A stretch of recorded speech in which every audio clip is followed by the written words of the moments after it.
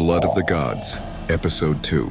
The plague of Skarnheim dawn crept over Skarnheim like a wounded thing. Smoke from the night's pyres crawled along the rooftops, even the gulls flew silent. The sea rolled in without a shimmer of light. By breakfast, fear had a voice. Some claimed the fallen star was Odin's wrath. Others swore demons wore iron skins. Ira, soot-streaked and sleepless, said only, "The sky gave us a riddle that bites because we try to swallow it whole."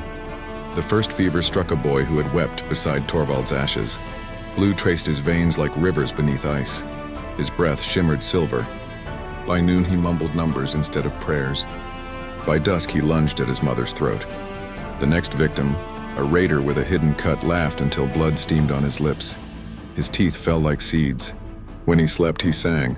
Panic spread faster than the sickness. Neighbors barred doors. Fathers sharpened axes.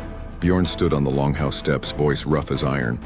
"Fire slows it, salt and ash drive it back, hide no wound. We burn who we must to save who we can." One man spat, later he begged for a torch. Ira boiled seawater, scraped the forge for slag, mixed it with ash into a gray paste. "It is not a cure," she warned. "It is war fought on skin." When she smeared it over a wound, the blue hissed and faded. On others it burrowed deeper, searching for bone. They built pyres by the tide so the wind could carry the wrongness away. Mothers kissed brows through cloth. Fathers whispered goodbyes fast enough that memory would not follow. At night, blue motes drifted from the forest, soft singing sparks that slipped through thatch and settled on metal. Where they touched iron, tools warmed.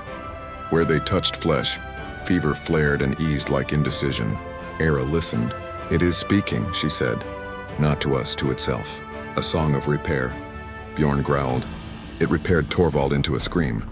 "It cannot tell bone from tool," she answered. "That is its mercy and our doom."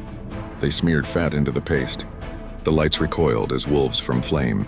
Hope trembled in them like a candle. Then the fevered began to sing, low-layered, mathematical. Nails quivered in walls. Spearheads quaked in hands.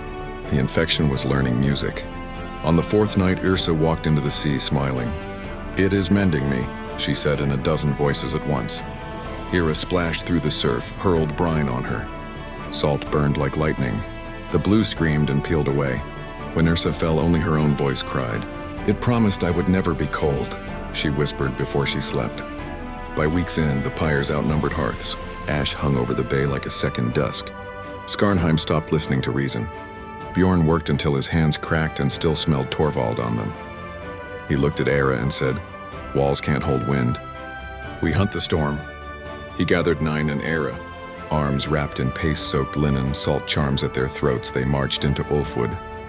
The clearing had changed. The metal whale had grown ribs of blue light that drank the soil. A seam breathed open, figures stirred within, tools reborn as life. Era raised her hands. "We come to close what should never have opened. If there is mercy in you, sleep." The air thickened. Blue gathered into a face not human but grief-struck. It leaned toward Ira, flinched from the ash on her skin, and shuddered like a child scolded. "They came sick," she murmured. "They brought healing that kills." Bjorn lifted his axe. "What would you have me do?" Before she could answer, one of his men, a hidden fever, fell to his knees and embraced the blue. Light burst through him like a broken forge. His laughter turned to song. The song spread. "Cut it!" Bjorn roared. Steel flashed. Era threw her pot of paste into the wound. It sizzled and the metal beast shrieked without sound. The ribs dimmed. The blue fell back, flickering between fury and fear.